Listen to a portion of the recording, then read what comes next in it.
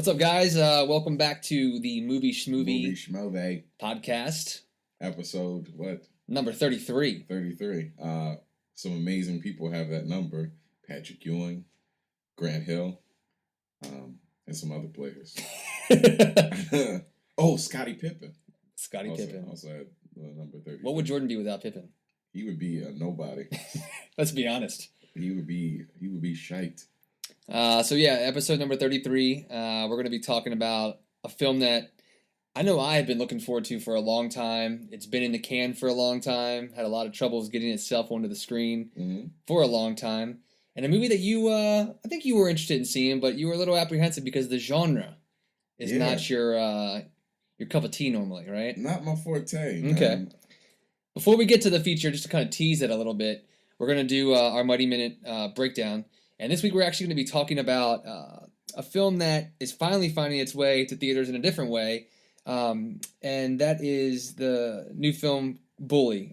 Documentary from Lee Hirsch, basically, as the title puts it, about bullying in the United States and across the world. Documentary that received an R rating. Right, R at the end of February. In LA and New York. Yeah. The bigger markets, and then a couple high-profile actors and stars, and even some politicians fought to get this rating kind of lowered because it was a really important thing. Once you get the hard R rating, it's harder for it to reach a bigger audience. Especially when you're talking about a film about kids being bullied. I mean, yeah. Letting kids identify with this and know they're not alone, it's a really important topic in today's world. And, giving a film a rating that pretty much prevents its, not target audience, but one of its target audiences from even being able to see it is pretty ridiculous. And basically at the cost of, curse words, like the fact that there's so many F words in this film is pretty much the reason that it received the rating. Right. A couple weeks ago, then in March, Weinstein Company, and, through this whole thing, Harvey Weinstein is a power in the, in Hollywood, in the motion picture industry. And you kind of always knew something was going to go their way just because of the way he kind of, pulls his weight around from what you can see on TV and in the news. And kind of an interesting move. The filmmaker decided that they were going to release Bully unrated, almost in protest for the MPAA's R rating, since they weren't willing to lower it to PG-13. And, that pretty much would restrict it to, like, art house cinemas, independent houses, and things like that, because most major chains, like AMC and Regal and, Cinemark, they have policies that prevent them from screening unrated movies. So obviously it limited it from getting a lot of exposure. I think AMC even came on board and said they would show the film with like written permission from parents for kids that wanted to see it, even though it was unrated, like almost making a special permission, which was almost like a turn for the worse for the studio at a point, because they thought, with theaters not being able to play it, it might kind of make a statement to the ratings board. And I think the statement was made, earlier this week or last week.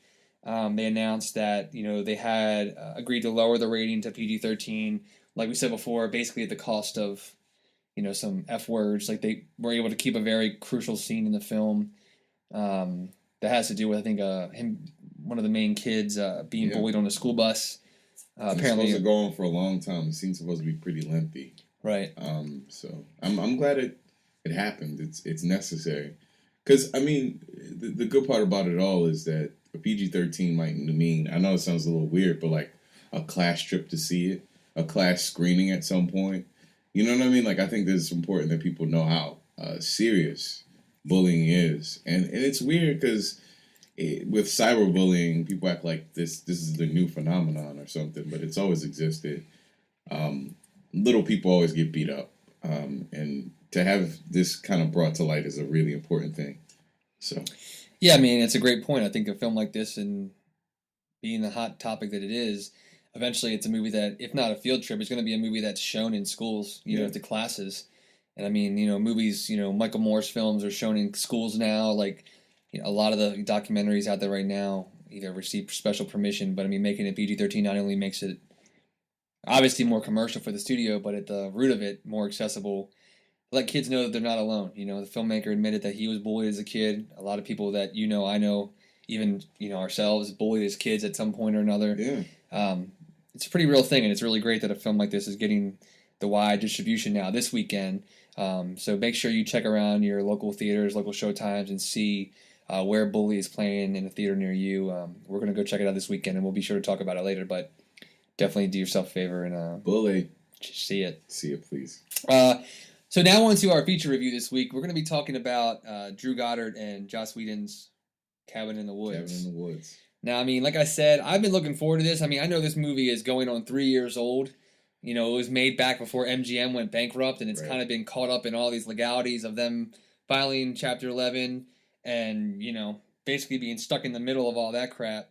But, you know, now kind of coming out, I think through Lionsgate. I've been waiting a long time for it. I mean, I'm not a uber fan of Joss Whedon. I mean, I like, you know, his involvement in things like, you know, Buffy and Angel and all these good things and, you know, Firefly, Serenity and all these things. But I almost was more drawn to it for just the genre. I mean, horror films, I love them. Yeah. And to say this is only a horror film is a huge injustice of the film. Yeah. But I mean, you... Not a big fan of horror. No, not at I mean, all. I know we talk about a lot of horror. It's a very specific reason, man. Like, I think that horror kind of plays on a lot of really strange things that I'm not a fan of. Just the women being weak, stumbling all over the place, and stabbed up. It's normally more women victims than dude victims. Right. So that never sits well with me in that type of movie. So you don't like women being the victim? No, man, makes me feel Ladies, Ronald is single. Right. And ready to mingle. Right, so that bothers me a little bit. So when I see movies that are a little less about that, I enjoy them. But movies that emphasize that kind of make me uncomfortable. I don't know why, man. And it's funny you say that because in most horror films, usually the hero, the protagonist, and a lot of times ends up being the female. Right, but how many women have to die? It's just as many as men. Okay. I mean, sometimes. I don't know. Sometimes. We need to do a count. But it's so funny because usually the woman is the one that ends up being the winner. And it's so gruesome, man. Like, they just, I don't know. It's just kind of messed up to me. Okay. So, I came in this, all right, so let me give you a little background on this whole thing. So, I love Ronald's background. Joss Whedon. I love Buffy the Vampire Slayer, the original movie that was done in 1992. I know he wrote that. Yeah. And then he later on went on to do the TV show. I'm also kind of a fan of the TV show from the episodes I've seen. His dialogue is a little too, I don't know, it borders on corny a lot of the time. Mm-hmm. And I can't quite figure out why he has the following that he does. But I get it. I get it. He does this whole like intelligent banter thing really well, and comedic situations are done really well, as seen in shows like Firefly and things like that. So I get it. So when I came into this with some apprehension, to be completely honest with you. But I guess we should talk about what the movie's about in general so that we can get some sort of background. I mean, I think we talked about this before, but without giving too much away, I mean, marketing for the film's done a really good job of this and not really talking too much about what it's about. I mean, you have 5 college-aged stereotype teenagers going or whatever into a cabin in the woods and shit goes bad. I mean, you don't want to give away too much. I mean, and it's going to be a kind of a tightrope for us to talk about it here on the show. Yeah. You know, without giving away too much. But I think, I mean, what you see on the TV is really what you probably should know going in to see the movie, so that you don't really kind of get anything. Don't do any extra research. Yeah. You will be sorely disappointed because the whole surprise in this, the surprise element is definitely what comes about after you kind of get into the movie. Because it is like Steve said, it's presented like kind of a typical cabin in the woods movie where killer comes out, destroys these people. Right. But we shortly find out that it's a little more than that. Yeah, I mean, and you can see the poster, and I mean, there's even clips in the trailers that kind of show that something else is at play in the film. And it kind of all sets off in the beginning of the movie where you're kind of introduced to Richard Jenkins and Bradley Whitford's characters. Right. Who I love in this movie. Oh, yeah, they're awesome. And I mean, they basically work for... You basically, in that first scene, and it's really all we should really discuss, is that, you get the impression that they work for some sort of big company, they're kind of, they're suits, they're scientists, or there's something of that sort. Mm-hmm. And they are referencing other countries participating in some sort of, observational study type deal kind of thing. And you see that little piece, and then we jump into our story that we all know and love from horror films. Right. And you kind of just take off from there and slowly start to realize that it becomes less and less your standard horror film, and that little piece that we saw in the beginning takes over the story, and you kind of see how this horror film that we went to see is mainly a little piece in a bigger puzzle that they're controlling. Right.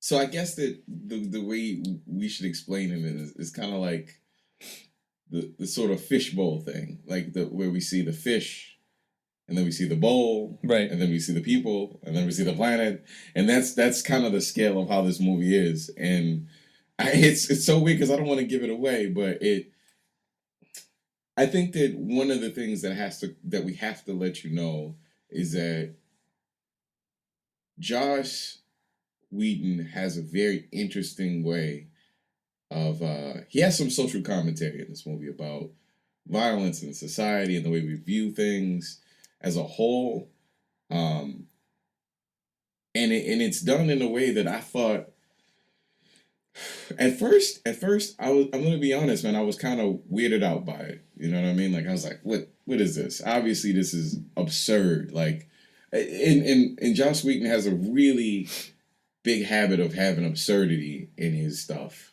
Absurd dialogue, absurd circumstances. Sometimes to make a point. And I had a fear that you and I would kind of come out of this movie going, so that's what he means. But I kind of feel like that's insulting at the same time. Right. I don't want it to be like he's sharp, we're sharp, we get what's going on, and that's the lore of this movie. I think the lore of it is the dance between comedy and horror that happens so often in this movie, right, and done well enough that it didn't bother me, and I'm normally pretty turned off by stuff like that. Right. It was solid in that way. It did have some shortcomings, but what did you think about it? That kind of... Honestly, the more... leaving the theater, I literally had a moment, and I was kind of like, oh, like you kind of were saying, but it was also like a, huh? Yeah, right. It was like a roller coaster, like, huh? Right. What's... Because, it is all... It's in a way, it's all over the place in terms of the genre bending. Because like I said, it's a horror film. There's comedy, there's thrills, there's little sci-fi. Mm-hmm. There's all kinds of shit going on in this movie. I think, and what you really need to know, yeah, you talk about Joss Whedon, and even if you know anything about Drew Goddard, this is his first film that he directed, but he's been involved with a lot of stuff with Joss Whedon, like Angel and Buffy, but also with J.J. Abrams, like films like Cloverfield and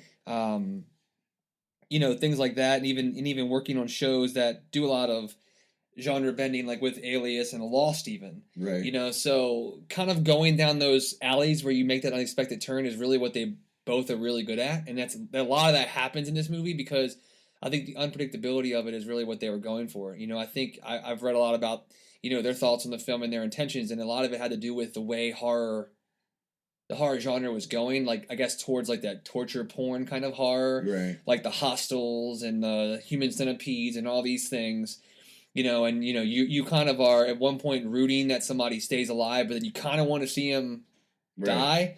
But you don't want to see them act like idiots. Yeah.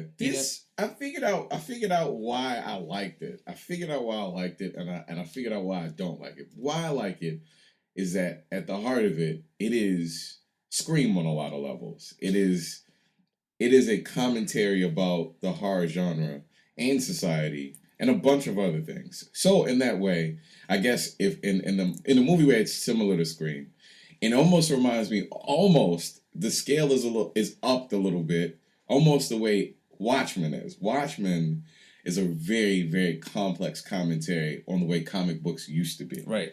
And kind of parodies it and adds this depth to a genre that sometimes doesn't have depth. Like it seems shallow. Right. It's very shallow. Like really undeveloped characters. It kind of takes that and then it gets absurd and more absurd and more absurd and more absurd and more absurd. Which at first I was like, fuck, this is bothering me. But I get it. I get what it is at the heart of it. It is like Scream. It is like... Yeah, I'm glad you mentioned Scream, because, I mean, that's something, like, Scream's one of my all-time favorite movies, favorite horror films, whatever, because of what it did with the genre. It kind of took elements of it and turned it on its ear. You know, it took the elements and literally had the characters talking about these elements, analyzing horror films in a horror film, which I thought was genius, and that's why I love that movie, and it did that for the genre.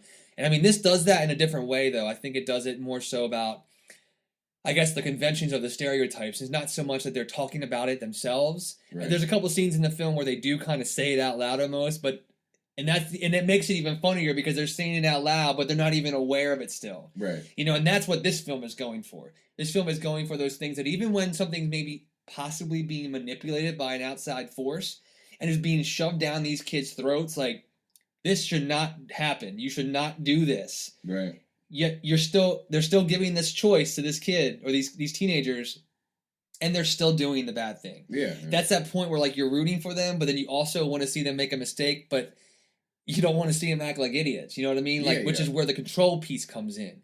And that's kind of where we have to tread that line in what we give away with the movie, because, like, when you get through the first, second, third act of the film, the third act is really where it kind of goes, all bets are off. Right. You know, and that's where it really kind of blows the lid off of what it's being. Because, I mean, I think that's what's cool about it, though, because the first act, you have that little bit of tease, you have a couple little things here and there about what's going on in this side story? What's going on with these people in this office in the short sleeve white shirts, and they're all, you know, talking about, you know, doing this and doing that. And you slowly start to catch on to what's happening. Right. And that's where the first act goes from being a horror film with some comedy, with this little thing going on in the background. Second act, you have basically the two different things in parallel with one another. You see a lot more of this behind the scenes thing, and you see about an equal part of the kids in the cabin. But then the third act, when the kids catch on to what's going on, and you see what they're actually doing, that's when they're, I think, making that huge step into saying what this movie is trying to be. Yeah, it's interesting because you're right. There's two worlds that are existing in this movie that are very separate. Yeah. And the first and second act, and then they collide in the third. There's a problem that I have with it though. Scream does a really good job of keeping the tone the same. Even when there's comedy, there's still a very serious tone to the Scream movies. Sure. This doesn't do that in a lot of ways, and sometimes the absurdity of the movie can almost disappoint you. It almost borders on banana peel, slipping on banana peels and some stuff like that. But it's intentional. It's very, very, very, very intentional. I was telling you earlier that it reminds me of another movie that kind of starts off the same way. Even though you may not think that it's a good movie, Richard Kelly's The Box. All right, so I love Richard Kelly. I think he's amazing. I think that he's kind of one of those people. Like he's a voice, a unique voice in media. In that, the way to conform a lot of the times is to make everything super duper coherent and on the surface for people. Whereas Richard Kelly kind of takes things that are normal and makes them absurd towards the end on purpose. Right. The Box was one of those movies. The premise basically was like, if you press this box, you'll get $1 million and somebody will die. Right? So that seemed normal. And then it got berserk by the third act. And that is exactly what it reminds me of. Both of them have the same thing in common. They both got almost uncontrollable towards the end. And I don't know if that's necessarily a good thing. Well, I mean, to be honest, it's funny because, I mean, like, critics love this film. All right, so I'm trying to It's got like a 91% on Rotten Tomato. Right. But, I mean, to be honest, I feel like most audiences, even, like, I'm even hesitant to recommend it to certain friends of mine that love horror. Right. Because I feel like they will literally throw something at the screen. They don't have any idea what they're in for. I think that this is almost the Drive thing. This is more extreme. Yeah. But this is almost like the Drive thing. The whole idea that you come in with one idea of how a movie's going to be, and then you come out with a WTF look on your face, and almost furious because you were manipulated. Yeah. Which is what they want to do. They want to manipulate. Even us telling you that you'll be manipulated won't prepare you for the manipulation that you're going to receive when you see the movie. That's how crazy it is. That's how absurd Joss Whedon and this writing is. Like, it gets to that point. To me. Yeah, I mean, I think it also kind of steps back to movies like Evil Dead, you know. Right. Because, I mean, those films, while being horror, genre, blood and guts, scary, there's a lot of, like, comedy and absurdity in those movies, too. But it reeled itself in at some point. Like, this doesn't... That's the problem. It doesn't... Well, because that wasn't... I don't think that those films were, like, at that point, at least, having the scope of what film has happened since then to now. Right. These guys are going for more of a meta take on it, you know, like, trying to look at all these different things, these offshoots of horror, and say what works, what doesn't, what we think about it, and let's just put it in a blender, you know, and like see what the hell happens. But I think this is a very thought out film. I mean, I think that like it is. I think at you know, even being Drew Goddard's first directorial effort, I mean, I think a well done movie. I mean, I think the more I talk about it and try to explain it to people, I think the challenge that I have in explaining it makes me like it even more. Yeah, that's. And I mean, I think even you and I talking about it the day after, like, you know, you talking about the box and you know how intentional some of the stuff you felt like. / insulting some of the stuff like the way they write the script and things like that. Maybe that's what. Maybe that's it. Maybe that's it. It's like went off in my head. A light bulb just happened. Maybe that's what it was. Maybe yeah. It's that feeling that I had when I tried to explain what Donnie Darko was to somebody. Right. When I sat down and I was like, well, it's about a kid and a rabbit, and a plane and death. Yeah. Time travel, and somebody's like, what are you talking about? Yeah. See the movie and you'll understand. And maybe this is one of those movies. Maybe this is going for so obscure, so ridiculous. And it's the more I think about it, it is really well put together. Yeah, I mean, I gotta say, I really like this movie a lot. I mean, I don't want to sound like I like everything, and I mean, the more I think about certain movies, and I think there's different scope for different films. Like some movies that we talk about are kind of throwaways, but they're still fun. I think this is a different film, though. I think this is sort of like a game changer kind of film, depending on how it's received.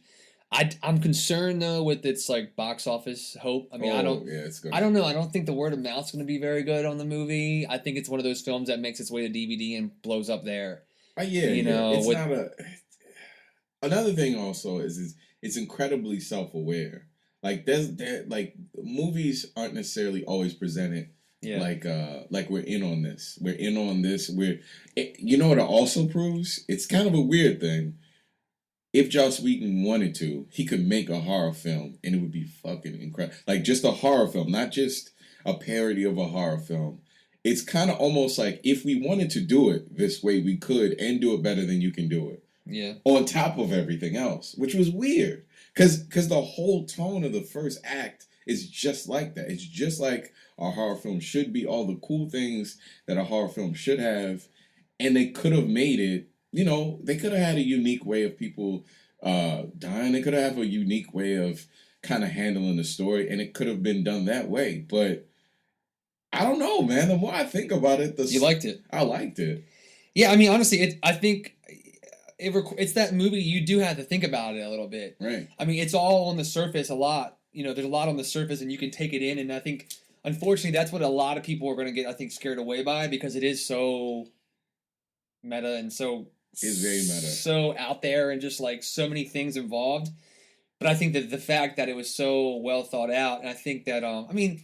The thing, you know, we didn't even talk about really is like the acting. I mean, the acting it's decent. Richard Jenkins and Bradley Whitford are great in it. They're the two little scientist guys. They get a lot of the laughs. You know, the actors, you know, everyone playing the stereotypes. Right. I also like Truman, the random security guard that was in the office. Yeah. I mean, because he's kind of like, he reminded me of kind of the why should these movies be like that? Yeah.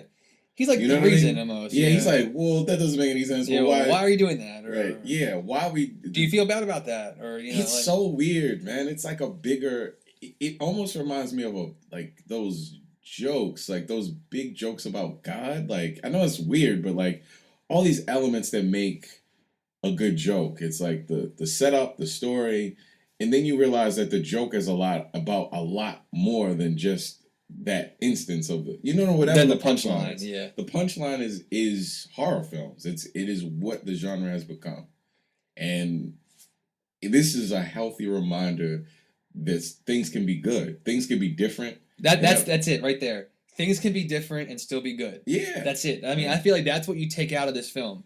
I think getting away from like what these filmmakers obviously are trying to a little bit poke fun at, you know, also kind of challenge you with is like that torture porn thing, which I'm not a huge fan of. You know, I hate it, man. Yeah, I can't. I don't know. I can't get in like the Saws and the Hostels. I mean, I love Saw though. Yeah, I can't. No. Saw isn't so much torture porn as so much as Hostel. Hostel is like extreme. Yeah. Torture porn. But I don't know. I think there's a lot of work here, and I think it's really well done. I mean, I think it's a movie I definitely want to see again, and I'm gonna probably take a couple of my friends to see it that are in the horror films, and kind of I'm anxious to see their reactions to it. But I would say like if you're gonna go see it and you like horror films, know that it's not 3 acts of horror. You know, you have pieces of horror throughout the whole film, but I mean, be prepared for some challenges, some things that will make you shift a little bit in your seat and say, you know, I thought I was coming to a horror movie. Like, what's going on right now? Right.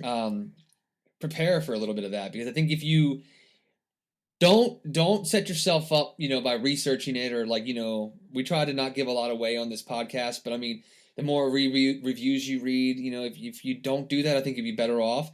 But the one expectation that I would set is that know that it's not, you know, an hour and 40 minutes of a horror film like Texas Chainsaw or, you know, whatever, Cabin Fever. Cabin Fever is a movie that I think even kind of tapped into this kind of horror, you know, with the elements of humor and how absurd it gets at the end and things like that. But, you know, just be ready for that. I mean, and be willing to go for, you know, this little ride that these filmmakers are trying to remind us about horror. I think I think you hit it on the head.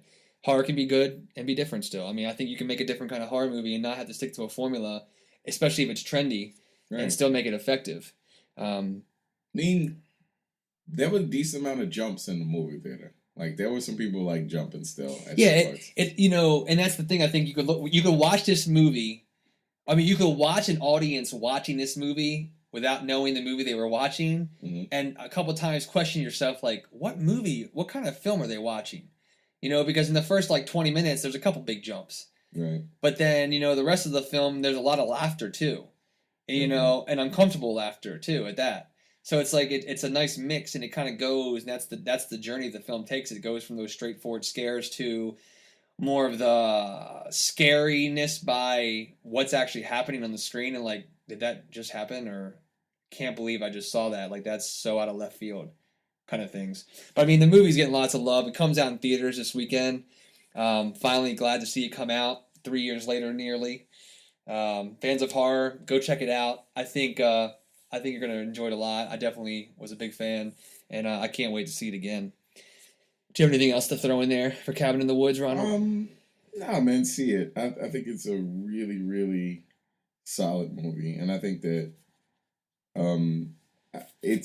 it challenged me in a way that I didn't think that it would, which is a good thing, man. I feel like the day after you were like hating on it like crazy. I was. I mean, I think you were just. I think the whole script and the, like you were saying, like, it kind of challenged you and kind of made you a little insulted by like what it was saying, or sometimes about the genre, and maybe even what you expect from the genre. Sometimes you gotta sit back, shut your brain off, and just take something in. Right. You know what I mean? Like, I think that sometimes because I've seen so many movies, I like to consider myself kind of sharp when it comes to certain things. But that has no bearing on just enjoying a movie. Sure. Like, there's nothing wrong with it. Agreed. So, go see it. I think it's a great movie. Cool beans. Okay, it's in theaters this weekend. We're going to move to our DVD quick picks. I'm going to jump off right now. Since we're talking about Drew Goddard, I'm going to talk about a film called Cloverfield. I mentioned Drew's relationship with J.J. Abrams. Drew wrote the film Cloverfield. J.J. Abrams produced it.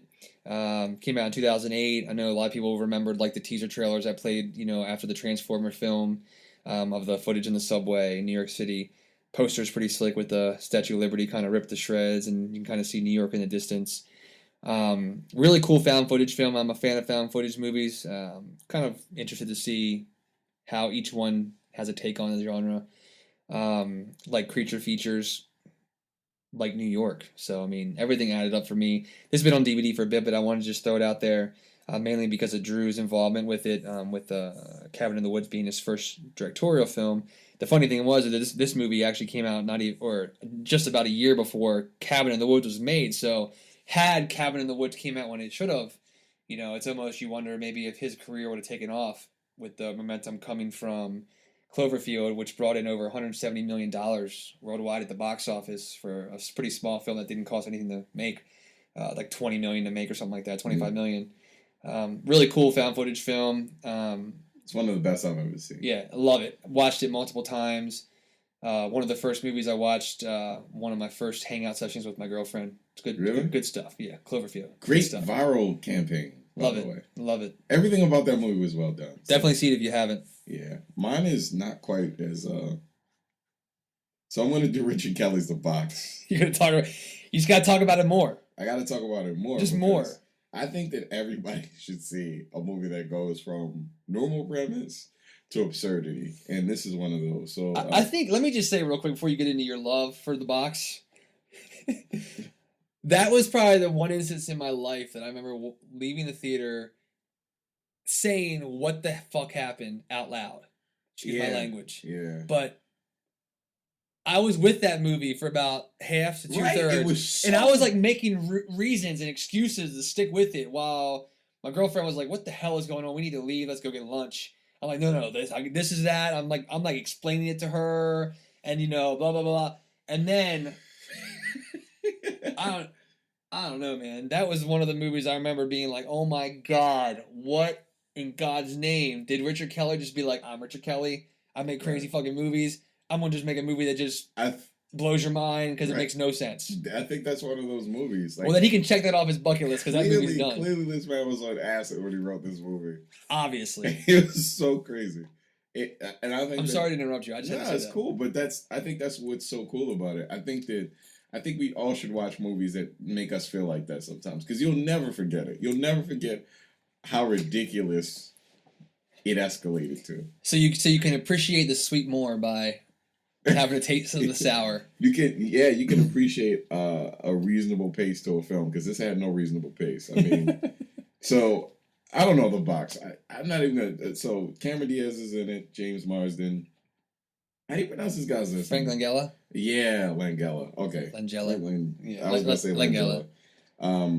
Jillian Jacobs. A bunch of people from Donnie Darko. So check it out. I definitely think this might actually be on Netflix. Yeah, another one of those movies type of movie. You can't really explain. If you try to explain it, either you would hurt yourself, hurt somebody else. It's a cool premise. Or what you said earlier is an awesome premise, and the trailer for it was like, hey, this movie looks really cool. And then people go see it opening weekend and like dropped like 80-something% the second weekend of opening because the word of mouth was like, this is what exactly the word of mouth was. Stay away from this movie. Save your money and go buy dinner for yourself. I'm wondering, see, the thing is, because that was his last work, I'm wondering if he's going to come out with more stuff. I want him to. I love Richard Kelly. Yeah, I'm sure he'll come out with more. He's probably still kind of walking around with his tail between his legs for that one. Yeah, it looks like the next movie he's releasing comes out in 2013. Right. I don't know. The Box is a it's a mind-boggling movie.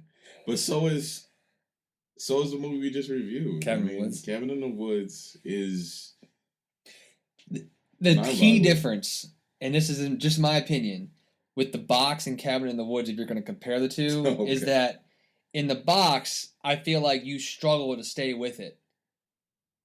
And or even even commit to how ridiculous it becomes.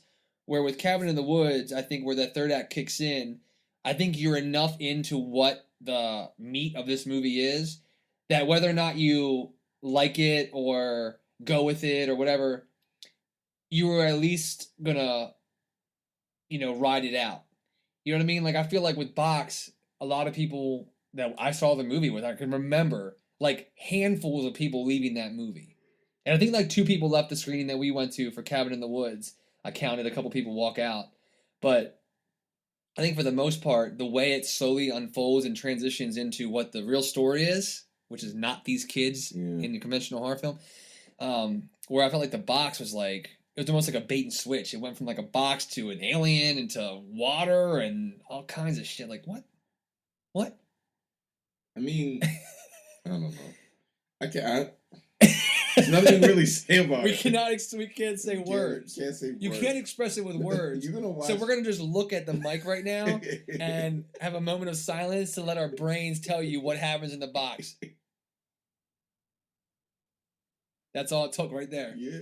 We just told you, and you're welcome. It's strange. It is. Go rent it, and then email us and let us know what you think about it. Yeah. All right, that's gonna wrap up this episode. Again, episode number 33. We talked about Bully, Cabin in the Woods, Cloverfield, and The Box, which are the later two are on DVD and or Netflix. As always, hit us up at movieschmovie.net, the Tumblr. On Pinterest now. We've been rocking the Pinterest, man. We've been getting pins, repins, likes, some followers. All the ladies out there that like movies and like pins and boards. Right. We are on Pinterest. Pin us. Pin us, and we'll pin you. But yeah, and then we've always got the email address too. So if you check out any of the films that we've talked about, want to give us some feedback, we're always anxious and excited to read that. So it's just movieschmovie@gmail.com. But as always, thank you so much for listening. Be sure to tell your friends. Check out the iTunes podcast, the Mixcloud account. And yeah, you guys have a great night and have fun seeing all those movies we just talked about. Cool. As always, you made our day. Take care. Bye.